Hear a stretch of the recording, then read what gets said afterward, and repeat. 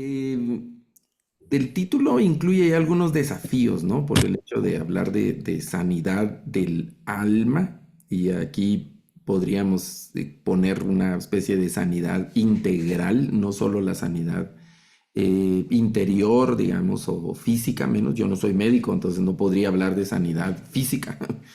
Algunas recomendaciones, siempre en la vida uno va acumulando de cosas que son buenas. Mire, tome el agua de no sé qué, ¿verdad?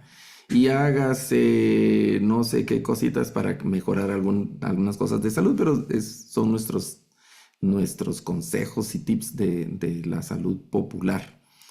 Básicamente vamos a hablar más de nuestros sentimientos, de nuestras emociones que están ahí en el libro de los Salmos y especialmente para que sea como una especie de estímulo y guía para nuestra oración, en el tiempo de nuestra oración.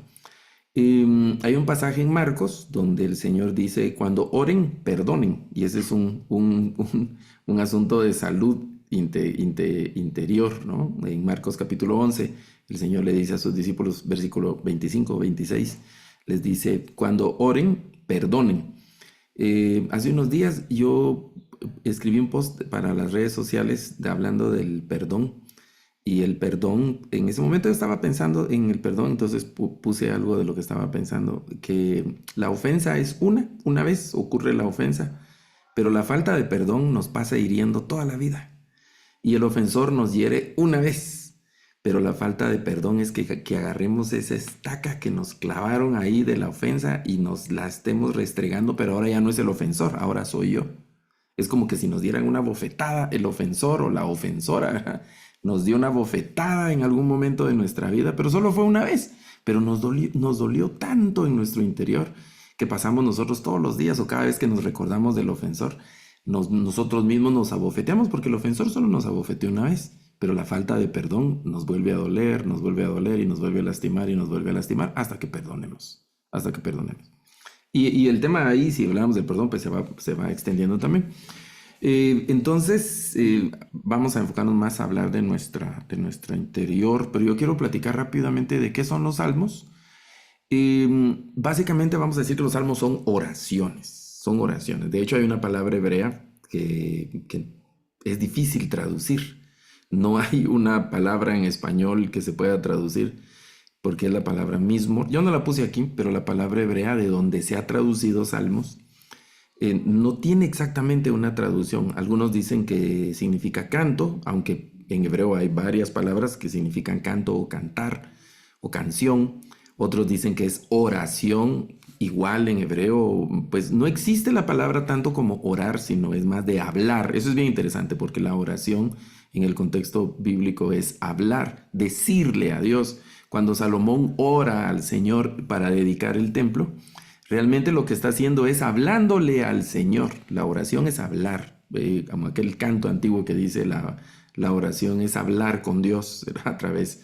Si tú hablas con Dios, dice el canto, las cosas cambiarán orando. Entonces, la oración es hablar. De hecho, nosotros tenemos la oración gramatical, que es la unidad de sentido completo de la expresión, de los idiomas, etcétera, ¿no?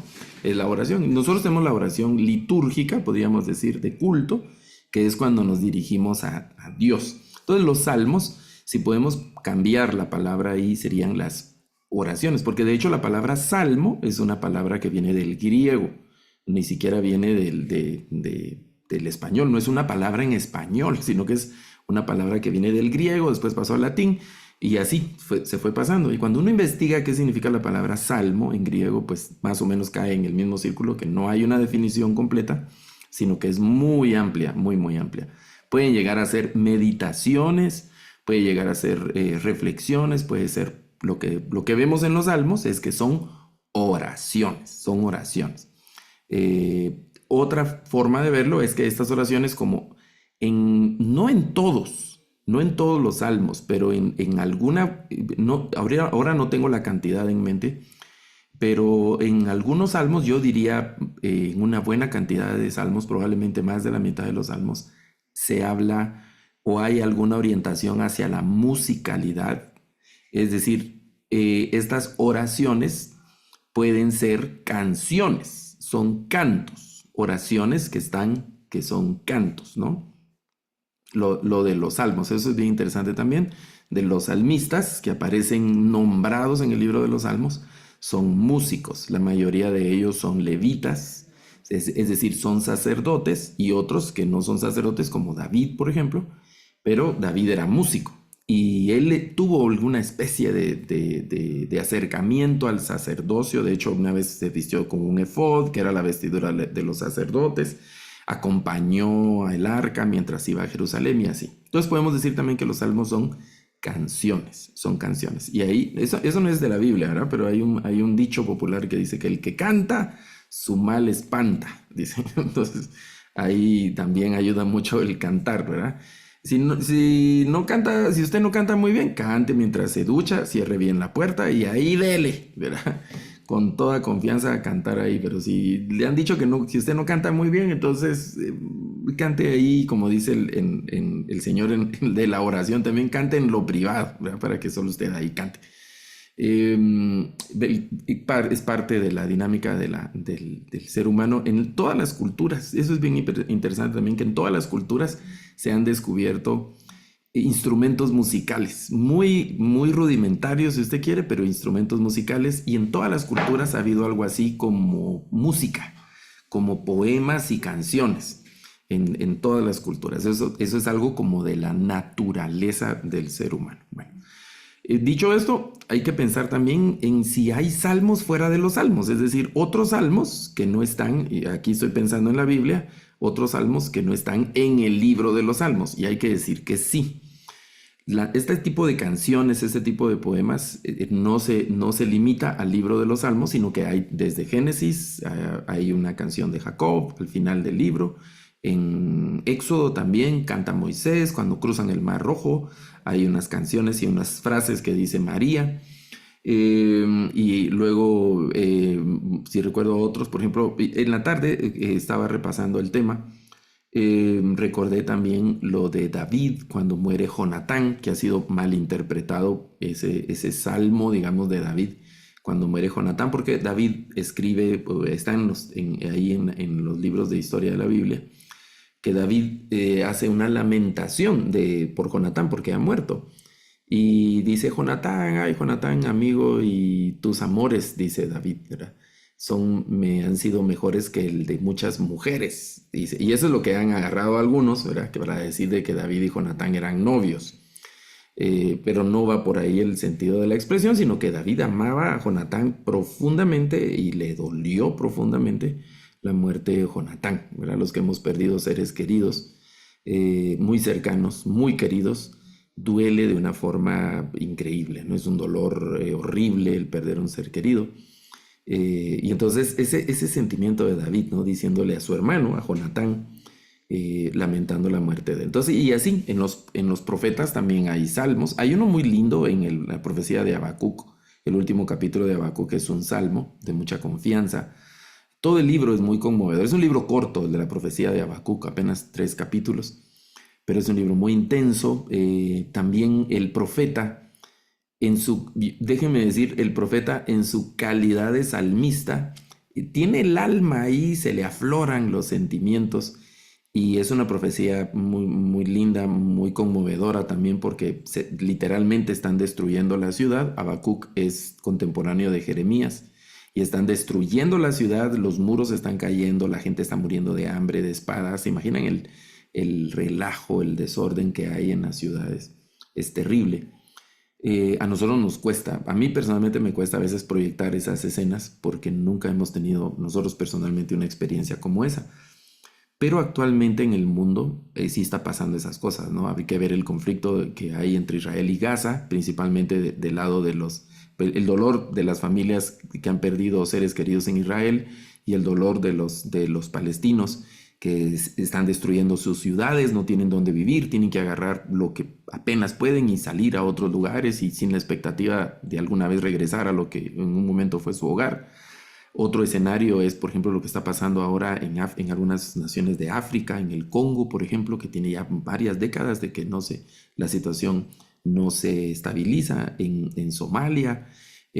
Bueno, en esas naciones que son muy ricas en recursos naturales, en recursos minerales, pero que por la injusticia, la maldad y la avaricia de los hombres, ¿verdad? De las naciones civilizadas, pues no dejan que estos pueblos logren salir de la desgracia. Entonces uno ve esa situación que está ocurriendo ahí. Y entonces el profeta está en medio de ese tumulto, ¿no? Habacuc, y en medio de eso clama al Señor por una esperanza, y sale un salmo muy, muy, muy, muy sentido ahí entre los salmos. Entonces hay que decir que sí, que hay otros salmos fuera del libro de los salmos. Y aquí voy a pasar esto más rápido, hay bastante información, entonces no me quiero detener tanto en este tema, cómo se divide el libro de los salmos. Y es interesante tener esto en mente porque de alguna manera uno logra mapear también los sentimientos de los salmistas. Porque estamos hablando de oraciones y estamos hablando de emociones, estamos hablando de canciones de los salmos, de los salmistas. Entonces se divide en el libro de los salmos desde hace ya muchos siglos. Los autores de revisores de estos libros, de los idiomas originales en el hebreo, lo dividieron en 5 partes.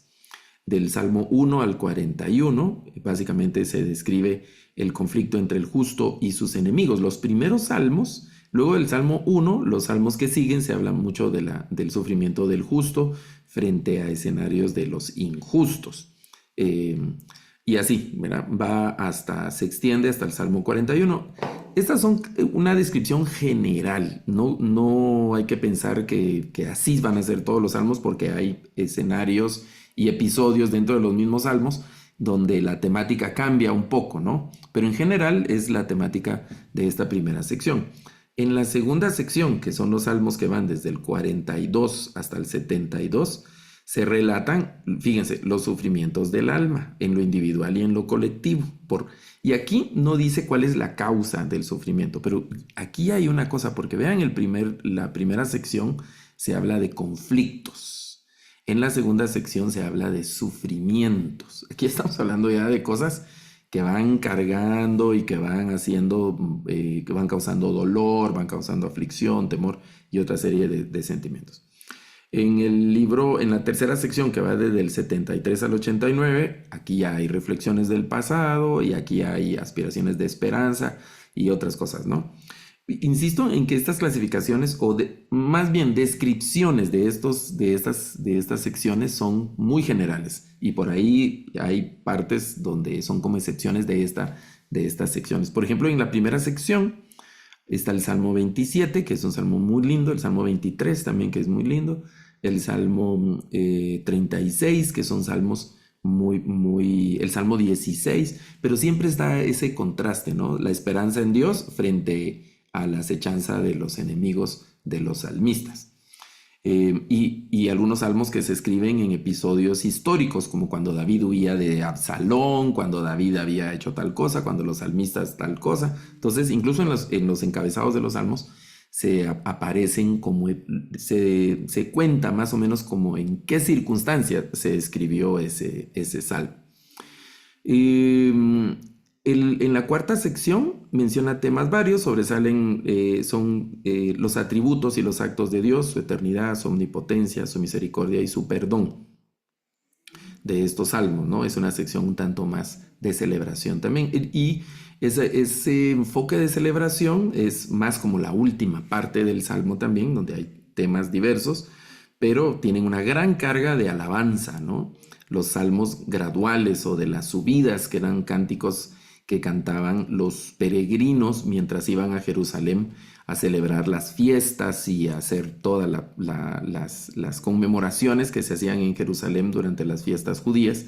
Y entonces estos salmos los escribieron algunos son anónimos, no tienen autor, digamos, pero se sospecha que pudieron haber sido los levitas que organizaban y cantaban estos salmos, y otros probablemente eran como que surgían de las personas sin tener un autor en particular, y trascendió de tal forma el salmo que llegó al libro de los salmos, de lo que tenemos hoy en el libro de los salmos. Esta sección también es conocida como el salterio.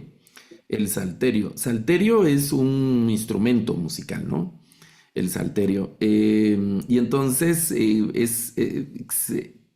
vamos a ver, se le dice el salterio a esta última sección Algunos la ponen incluso como desde el Salmo 95 en adelante, la sección del salterio, porque el salterio era un instrumento como de celebración, era como de los antepasados de la guitarra. El salterio era un instrumento de cuerdas, pero se asociaba a las celebraciones y así. Entonces se conoce como los salmos del salterio o el salterio. Son básicamente los cánticos de alabanza y exaltación, y así termina el libro de los salmos con el Salmo 150, que es como una explosión así de júbilo, todo el salmo. Bueno, eso es la división que tiene. Ahora, por tema y contenido, los salmos aquí ya no se van a organizar así en orden de capítulo 1, 2, 3, sino por tema. Yo no puse las clasificaciones de los salmos porque esto también no es algo tan riguroso. Voy a regresar una lámina.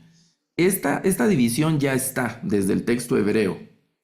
La mayoría de Biblias tienen esta división porque esto viene desde el texto hebreo. No ha sido una división que hizo la iglesia cristiana, sino esta es una división que viene desde los manuscritos hebreos. Ahora, esta clasificación es una clasificación que se ha hecho posteriormente, ya por la iglesia y los que estudian el libro de los salmos, y no hay uniformidad. Quiero decir, para algunos un salmo puede ser histórico, pero para otros no, ¿verdad? Entonces yo no puse la numeración de los salmos que son históricos y así, solo hablar de que algunos se clasifican como históricos, mesiánicos, proféticos, ¿verdad? De esto, aquí me voy a referir más a los salmos penitenciales, a estos dos principalmente, a los salmos penitenciales y a los salmos imprecatorios. Que el salmo penitencial es como la confesión del salmista. El salmista ha pecado, está en pecado y ahora él tiene la aflicción de su pecado y debe acercarse a Dios. Hay una angustia, hay gemidos, principalmente causados por el pecado. Y luego están los salmos imprecatorios, que es donde los salmistas piden a Dios venganza sobre sus enemigos. Aquí hay ofensores. En los salmos penitenciales, la angustia, el dolor, la aflicción deriva del pecado propio del salmista. Y en los salmos imprecatorios hay ofensores externos, ¿no? El salmista no ha hecho nada, pero hay gente que lo está fastidiando, hay gente que lo ha herido, hay gente que lo ha perseguido, que lo ha calumniado, etc. Y entonces en los salmos imprecatorios el salmista está pidiendo que Dios lo defienda, por decir una expresión, ¿no? Eso es lo que está pidiendo el salmista. Y en los penitenciales el salmista está pidiendo que Dios lo perdone y que no lo castigue. O también pide que el castigo cese. Cuando el salmista siente que el castigo de Dios por su pecado lo oprime, lo sofoca y ya no lo soporta, entonces hay un grito de parte del salmista para que el Señor finalmente lo perdone. Entre otros, digamos, entre otra clasificación de los salmos, esos dos principalmente nos interesan para el tema de la noche. Para el tema de la noche, porque estas situaciones son las que lastiman el corazón, las que lastiman los sentimientos y las emociones del salmista. Ok, veamos entonces algunos de esos salmos que son donde Dios se muestra como un Dios sanador, ¿verdad? En estos salmos Dios se muestra como un Dios sanador, ¿verdad? En los salmos. El salmo por excelencia que conocemos de este Dios sanador es el 103, cuando el salmista dice: bendice alma mía al Señor y bendiga todo mi ser su santo nombre. Bendice alma mía al Señor y no olvides ninguno de sus beneficios. Él es el que te... Y así empieza. Y una frase, luego en esa sección del Salmo 103 dice: Él es el que sana todas tus dolencias. Sana todas tus dolencias. Y la expresión que utiliza el salmista cuando nuestras Biblias han traducido alma es una palabra hebrea que implica todo el ser, no solo la parte interior. Pero el salmista en los salmos, por el contexto de los salmos, está refiriéndose más a la parte interior, a la parte emocional. Hay algunos salmos que se refieren a sanidad física, pero que el salmista lo pone desde un término poético. Por ejemplo, dice que le duelen los huesos, por ejemplo, en algunos salmos, ¿no? Que se le entumecieron los huesos, pero el contexto del salmo es el pecado. Entonces el salmista se siente enfermo, se siente decaído, se siente apesadumbrado, como que está mal, pero no es una enfermedad física. O sea, él está sintiendo todo ese malestar, pero él sabe que ese malestar deriva de la situación de su corazón. No es una enfermedad, así el salmista, me duelen los huesos, tiene riuma el salmista, ¿verdad? El salmista ahí el ácido úrico lo ha de estar molestando, ¿verdad? O no sé, ahí no era algo físico. Yo no soy médico, ¿no? Pero he oído de las expresiones de los padecimientos psicosomáticos, ¿verdad? De asuntos del problema del estrés. Yo hace unos años eso me diagnosticaron a mí, yo no me sentía bien, fui ando al médico, me hicieron un montón de exámenes, todos los indicadores físicos estaban bien, entonces el doctor me dijo, tiene un problema de estrés, tiene que tranquilizarse. Me mandaron con un psicólogo y cosas como esas, ¿verdad? Confieso, no fui al psicólogo, ¿verdad? Solo me puse a orar, me calmé, traté, no sé si logré realmente, pero traté de identificar qué era lo que me estaba trastornando en ese tiempo. Bueno, veníamos como familia de varios episodios seguidos de fallecimientos, muerte, dolor o accidentes. Habíamos llorado mucho en esos meses, habíamos sufrido mucho, mucho, mucho. Yo me considero ser una persona, pues, no tan débil emocionalmente, pero sí fueron golpes muy fuertes en esa temporada. Entonces, a los meses, pasaron los meses, según yo, todo estaba bien, todo estaba tranquilo, todo estaba bajo control, pero empecé con un malestar muy feo. Yo pensaba que era algo cardíaco, fui al médico, me hicieron pruebas, un montón de cosas y no era nada de eso, todo había salido bien, por lo menos en ese tiempo. Bueno, entonces el salmista, aunque está hablando de repercusiones físicas, él sabe que la razón, por lo menos en ese contexto, estoy pensando en el Salmo 32, es un asunto de su pecado, el pecado que él no había confesado, le estaba carcomiendo los huesos. Bueno, entonces el Salmo dice, Él es el que sana todas, todas, todas tus dolencias. Y hay un énfasis aquí en la restauración, en el sanar, ¿verdad? Porque hay un problema, ¿no? Hay un dolor, hay un quebranto. El Salmo 147 también habla de sanar a los quebrantados y aquí ya se menciona el corazón y obviamente la mención del corazón aquí no es literal. Sí, ¿verdad? Yo tengo ahí un problema en las coronarias, ¿verdad? Tengo un asunto ahí de un problema coronario, tengo un problema de hipertensión ahí por el colesterol o no sé, entonces el Señor ahí me va a sanar. Para Dios no es nada imposible, ¿no? Y puede hacer sanidades físicas, milagros extraordinarios. Pero no está hablando el salmista obviamente de cosas físicas, sino está hablando de cosas emocionales, cosas internas en el corazón. Habla de heridas, ¿verdad? En el contexto aquí de lo de la sanidad del trauma, sabemos que el trauma son heridas, ¿verdad? Que se provocaron, que no son naturales, ¿verdad? Sino que hubo un evento que laceró, que lastimó, un evento que trastornó, que violentó nuestra salud emocional y nos quedó ahí el padecimiento, ¿no? Yo he pensado de cómo nuestros corazones, nuestras vidas, por eventos fuertes que hemos sufrido, pudieran llegar a lisiarse, ¿no? Y personas que quedan, por ejemplo, yo conozco un hermano que él tuvo un problema en moto y en la restauración que le hicieron, bueno, no, en el chapuz que le hicieron al hermano, ¿verdad? Ahí los traumatólogos, a ver que en los hospitales nacionales, no sé cómo trataron al hermano. La cosa es que le quedó una pierna más corta que la otra. Después del golpe del hermano, una pierna le quedó más cortita, entonces caminaba así ya. No naturalmente, sino que tenía él un problema para caminar. Para toda la vida le quedó ese asunto así. Puede ser que algo de eso así pase también en nuestro carácter, nuestras emociones, que a veces queda tan marcado algo que con el tiempo eso sigue como marcando nuestro carácter, nuestro desenvolvimiento, sigue marcando nuestras relaciones interpersonales, sigue marcando muchas cosas, ¿no? Hasta que el Señor interviene en nuestro corazón, hasta que el Señor interviene y nos sana ahí todos nuestros padecimientos, todas esas heridas que les decía que por años, mucha gente por años lleva esas heridas y aparentemente todo está bien, pero solo hay una venda, permítame usar esa expresión, una venda ahí improvisada, chuca, un trapo que nos hemos puesto ahí medio, y de repente hay una situación que pone el dedo justamente como decimos en nuestra llaga y volvemos a sentir dolor y ese tipo de cosas que solo el Señor en su gracia, en su misericordia puede poner la mano. En los profetas dice que hay profetas que no trataban la herida del pueblo del Señor con fidelidad o de verdad, y que solo lo hacían encimita nada más, porque el profeta tenía que hablarle al pueblo ¿cómo el perjuicio que estaba causando en sus vidas, la desobediencia a Dios, el daño de voltearle la espalda al Señor. Y los profetas solo, ay, ustedes no tienen tanto problema. Entonces el Señor los regaña y dice que están curando la herida del pueblo con liviandad, así por encimita, era por encimita.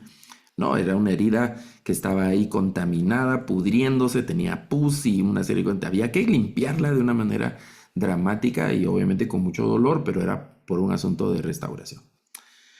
El Salmo 7, el Salmo 107, en el Salmo 107 se habla de cómo el pueblo se rebeló al Señor, pero luego clamaron, y cuando clamaron el Señor los libró de sus angustias, envió su palabra, y ese es un detalle bien lindo de este Salmo, que el Señor envió su palabra y a través de su palabra el Señor los sanó, ¿verdad? Estamos hablando siempre de una sanidad metafórica, puede ser una sanidad literal de enfermedades físicas, ¿no? Pero envió su palabra y lo sanó. Entonces aquí es algo importante que debemos tener en cuenta para la sanidad de nuestro corazón, ¿no? La palabra del Señor sana. La palabra del Señor tiene el poder que nos sana. Tenemos que aplicarla, así como cuando nos dicen, mire, tómese esta medicina, tómesela cada 8 horas, tómese 3 gotitas, tómese la mitad de la pastilla o tómese 2 pastillas, tómese este jarabe, póngase esta pomada y todos esos procedimientos que nos dicen los médicos, pues nosotros tenemos que estar aplicando la palabra, porque la palabra va a ser uno de los medios terapéuticos. No estemos esperando un evento, un milagro que Dios me sane en un evento así extraordinario, así como una especie de liberación o algo así que como que explotara o algo. Dios lo puede hacer y es algo extraordinario. Pero nosotros ya conscientemente, como personas maduras, como personas que queremos ser sanas, tenemos que estar aplicando a nuestra vida la palabra. ¿Cuál palabra, hermano Luis? Bueno, toda la palabra, porque toda la escritura es inspirada por Dios. Y tal vez no toda. Uno está leyendo la Biblia y yo aquí la recomendación es leamos los salmos, ¿verdad? Porque estamos hablando de eso, leamos los salmos. Y vamos a encontrar salmos ustedes. Es increíble. Yo tengo muchos años de estar leyendo los salmos y uno, yo ahora digo que uno va encontrando como sus manantiales, que cuando uno tiene sed, ¿verdad? Cuando uno tiene sed, dice, voy a ir a leer mi salmo, ¿verdad? Y qué rico. Yo ya sé cuáles son mis manantiales ahí en el libro de los salmos, ¿verdad? Cuáles salmos a mí me gustan mucho. Los vuelvo a leer y los estoy leyendo, esos pasajes que como que traen, como que tomarnos un agua fresca. Entonces, usted debe descubrir los suyos también, ¿verdad? Y no se quede solo con el Salmo 23, que no estoy diciendo que sea un salmo feo, es un salmo extraordinario. Vamos a hablar un poco de ese salmo ahorita, por una frase que aparece ahí. El Salmo 23, el Salmo 91. Ay, hermano, aquí yo llevo el Salmo 91 porque por si me sale la ciguanaba aquí en este callejón oscuro, ¿verdad? Es algo tradicional de los evangélicos de hace años, de poner el Salmo 91 ahí para espantar a la Llorona y al Cadejo y que no sé qué. No, hay 150 salmos, encuentre el suyo. Uno empieza a leer y hay frases, hermano. Hay frases que son, solo falta que diga ahí su nombre, ¿verdad? Yo digo a veces, ahí se quiebra uno cuando encuentra uno esa frase que solo falta que diga ahí, y yo estoy leyendo y solo faltara que dijera ahí Luis Garavito, ¿verdad? Ahí en el Salmo, porque es para mí, esa frase es para mí, y usted va a encontrar las suyas, va a encontrar también sus frases, entonces hay que leerlo, ¿no? A través de esa palabra, porque por la palabra vamos a recibir esa sanidad en nuestro corazón. Es algo extraordinario, es algo lindo. Del libro de los Salmos. Ok, ¿qué más?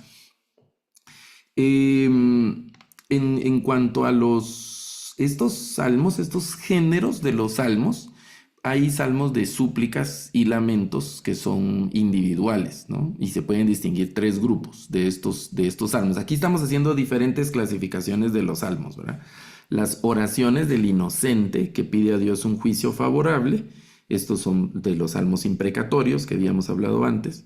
Las quejas de los fieles ante la indiferencia del Dios o ante la indiferencia de Dios ante los enemigos. Es parte también un poco de los imprecatorios. Están pidiendo que Dios actúe en favor de la gente. Y los salmos penitenciales, que es cuando el salmista se siente que ha pecado, ¿verdad? Siente que ha pecado. ¿Qué sentimientos vemos que experimentan los salmistas a través de los salmos? El Salmo 5, el salmista le pide al Señor que escuche su oración. Él está orando. Y hay un momento que le dice también, considera mi pensamiento. Considera mi pensar, se podría decir, o mi sentimiento profundo podría ser otra traducción. Hay varias formas de traducir esa frase. Entonces el salmista le está diciendo que el Señor oiga las palabras, y hay un momento en nuestras oraciones donde hay algo que está en nuestro interior que no sabemos exactamente cómo decirlo en palabras, pero está aquí. Y entonces lo lindo es que el Señor no necesita palabras para saber qué pasa en nuestros corazones, para saber qué pasa en su corazón y en su mente. Dios no necesita palabras, ni siquiera necesita que usted ore o que yo ore, pero debemos orar, ¿verdad? Dice la Biblia que el Señor sabe lo que nosotros pensamos y sabe qué palabra vamos a decir antes de que nosotros la digamos, ¿verdad? Porque Él le escudriña los pensamientos y Él no necesita que nosotros le confesemos, ay, qué pena yo, Señor, no sé cómo decirte esto, ¿verdad? Ay, pero no se me da pena, mejor no te lo digo. No, el Señor sabe exactamente, no lo podemos burlar, ¿no? Eso es lo que dice Pablo, no os engañéis, Dios no puede ser burlado. Entonces, ¿qué clase de sentimientos experimenta el salmista? Y aquí estoy poniendo el énfasis en estos sentimientos como negativos, digamos, ¿no? No estoy poniendo los positivos porque eso sería otro momento como de celebración en otro tema, pero por el tema que estamos hablando, solo estoy enfocándome en esta parte de los sentimientos, porque tenemos los salmos de celebración. No todos los salmos son de lamento, no todos los salmos son por pecado, no todos los salmos son para pelear con los enemigos, sino que hay salmos, de hecho, creo yo que cerca del 40-45% de los salmos, o acercándose a la mitad de los salmos, son de celebración, son de algarabía, de júbilo, de alabanza y así.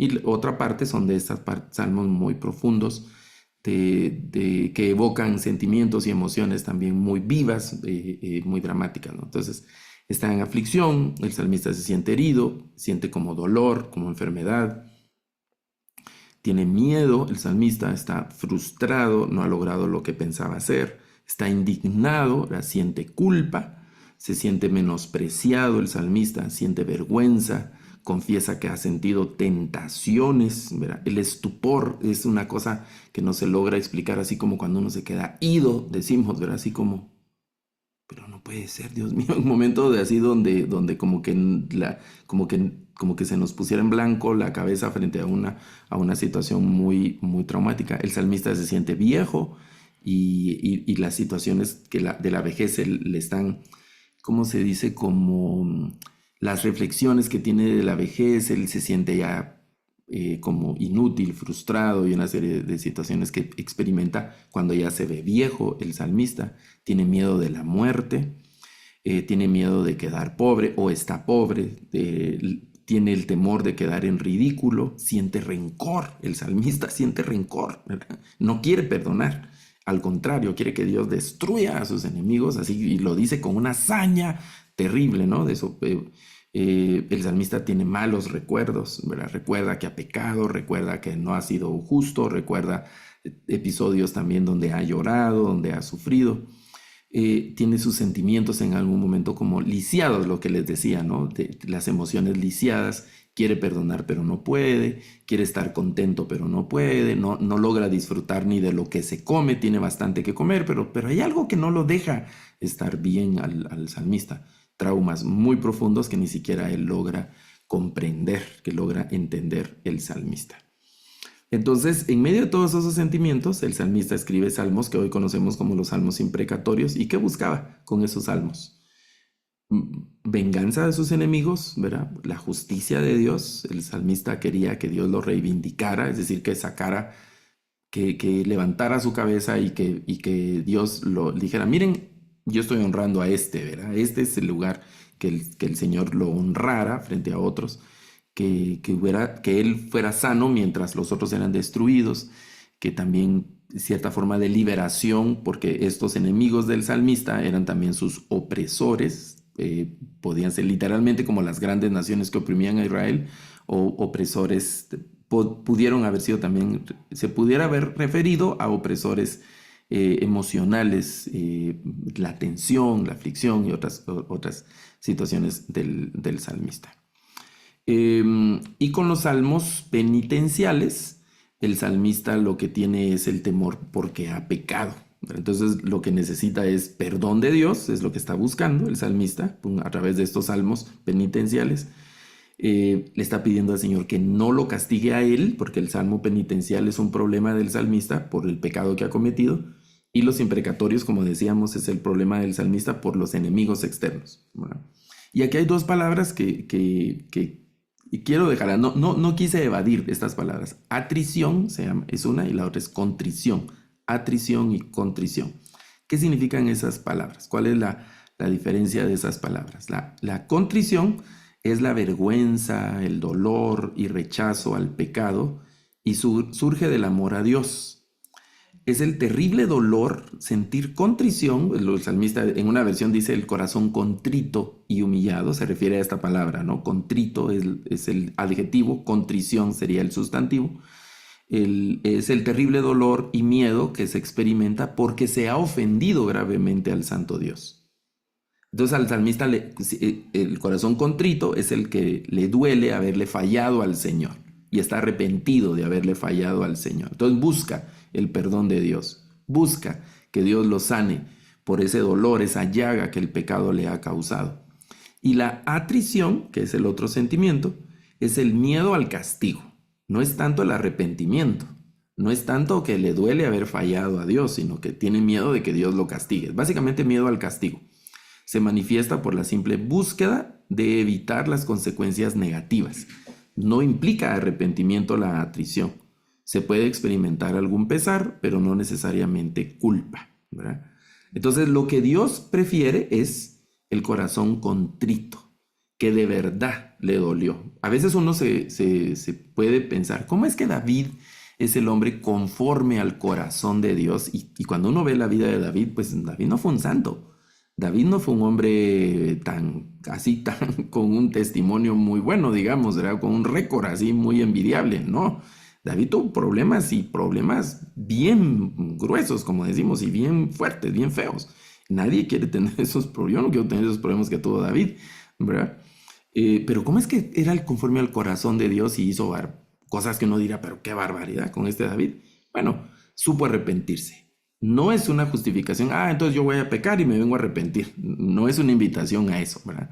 Pero en el caso de David, pues él falló y en el momento que falló, pudo él, cuando el Señor lo enfrentó, y el caso icónico es el caso de Betsabé, que se le complicó tanto a David y se le fue volviendo un problema tan fuerte.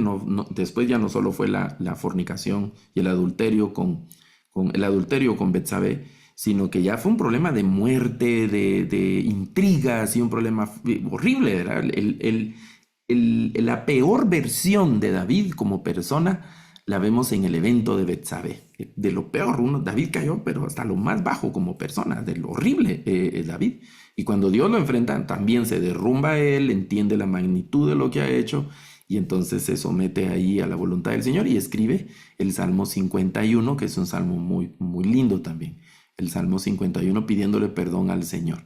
Y algo que del Salmo 51 es que David no está afligido por la posibilidad de perder el reino, sino está afligido por la posibilidad de perder la presencia de Dios. Y es lo que pide en el Salmo 51. No dice, no me quites el reino, no me quites mis riquezas, no me quites mi pueblo. No, es lo que no pide, es lo que le pide al Señor, es que no le quite su Santo Espíritu y que le devuelva el gozo de estar bien con Dios. Porque David ha perdido el gozo, ha perdido el apetito, ha perdido el gusto por la vida. Era el rey, impresionante el rey David, pero ahora él ya no vive tranquilo, ya no vive bien, porque ha perdido pues todo ¿cómo se dice? El deseo de vivir, porque el pecado se lo ha opacado todo. Entonces esa parte de contrición es una parte importante que David tiene y de esa manera el Señor ahí lo levanta. Ahora, y aquí estoy terminando. En el Salmo 23 está la frase que dice, vamos a leer el Salmo 23 porque de hecho no hemos leído ningún salmo, pero solo los he mencionado y algunas y las citas que han aparecido aquí en algunas frases. Dice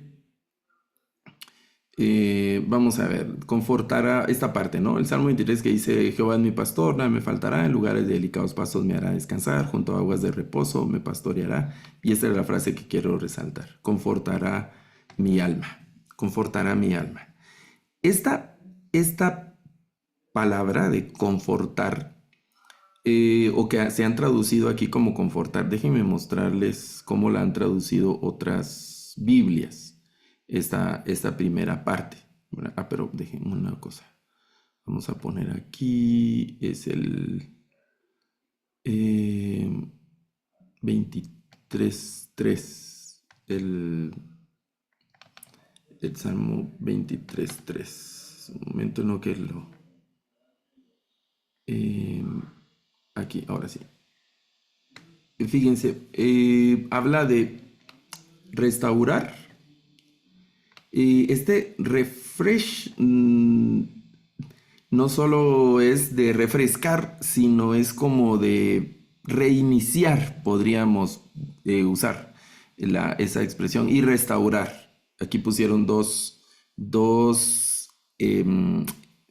acciones que la palabra hebrea que está en el fondo es una palabra hebrea que es shuv, así suena el hebreo shuv, eh, que tiene una traducción muy amplia, pero en el fondo una de las acciones de esa palabra shuv en hebreo es como volver, se podría explicar como volver al estado original o volver a ser nuevo, ¿no? Digamos, yo tengo unos zapatos, aquí digamos, no les voy a enseñar mis zapatos, pero tengo mis zapatos, ¿no? Que de hecho tengo unos zapatos que son muy cómodos y los uso para estar aquí en la casa y para hacer los mandados aquí cerquita, que tienen como 6 años, tienen mis zapatos, ¿verdad?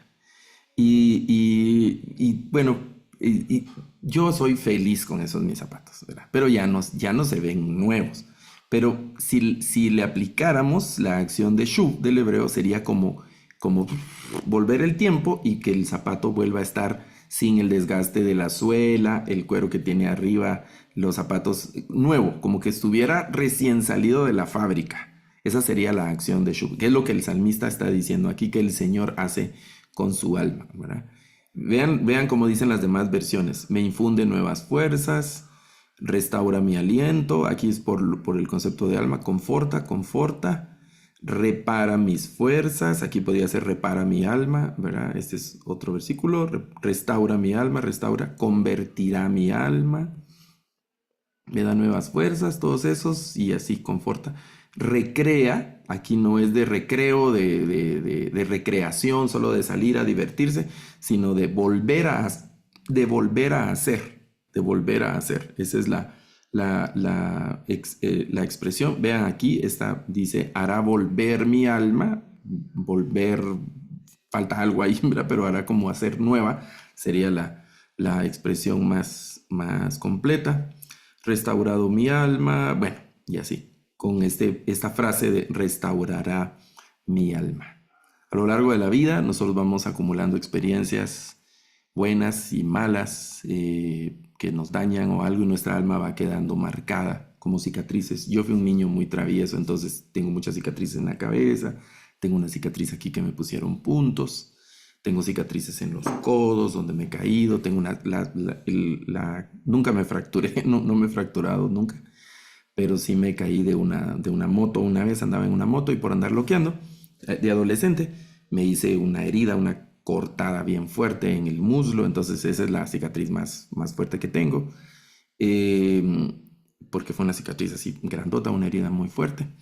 Entonces tengo las heridas, todo marcado, ¿no? Y así va quedando nuestro corazón. Solo que ya no me duelen, ¿verdad? No tengo dolor, pero sí las marcas. Así van quedando nuestros recuerdos de los eventos del pasado que han sido dolorosos, pero que ahora ya no duelen, ¿no? Sino solo recordamos. Y algunos hasta los olvidamos, ¿no? Si no es por una cicatriz. Ah, esta cicatriz, ¿verdad?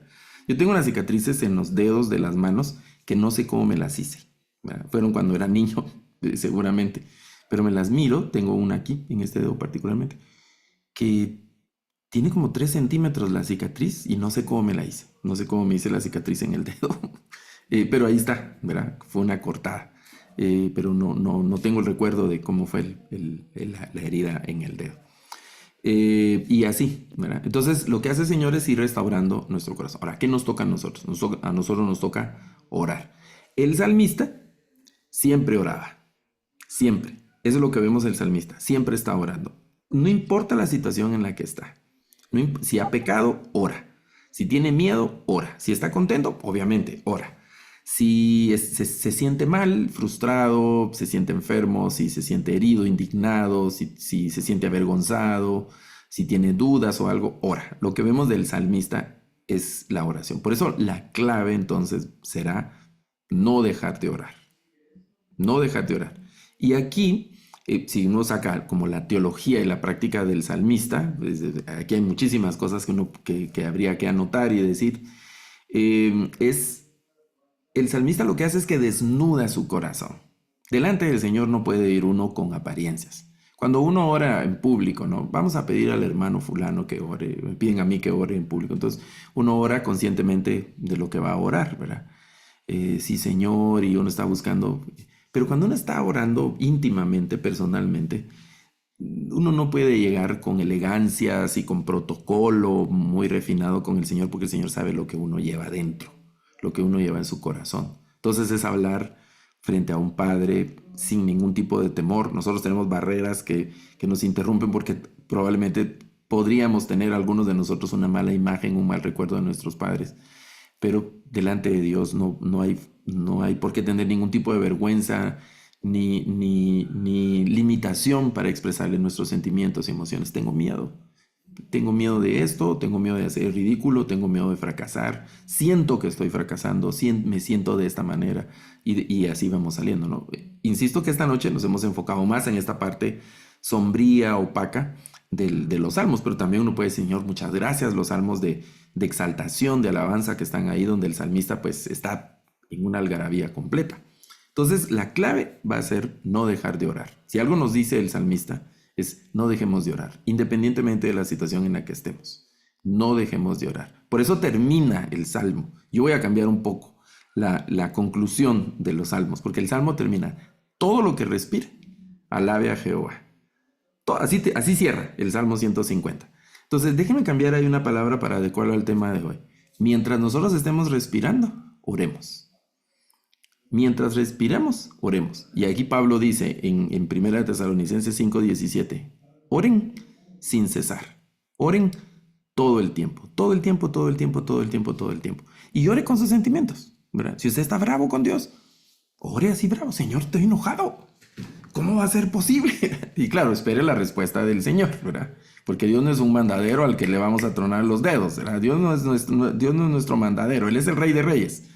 Pero dígale, ¿verdad? Usted está no indignado, dígale, ¿verdad?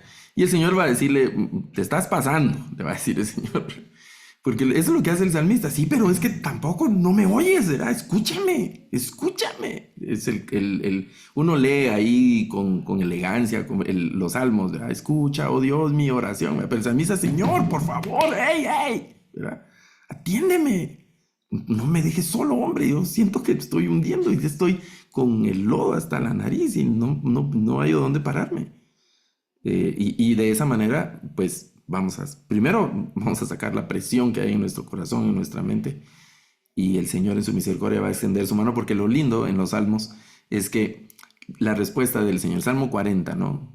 Pacientemente esperé a Jehová y Él me hizo sacar del pozo de la desesperación. Ahí estaba el salmista hundido en el pozo de la desesperación y puso mis pies sobre una roca, y no solo mis pies sobre una roca, sino puso un cántico nuevo en mis labios. Puso un cántico nuevo en mis labios. Lo oirán muchos y también se alegrarán, ¿verdad?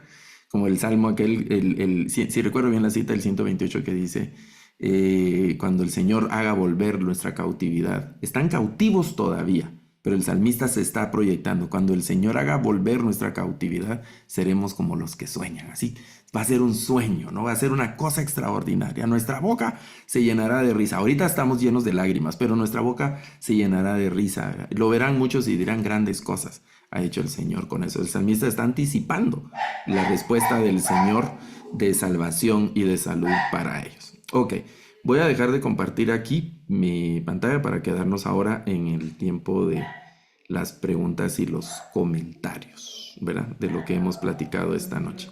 Entonces ahora les toca a ustedes ahí con los salmos.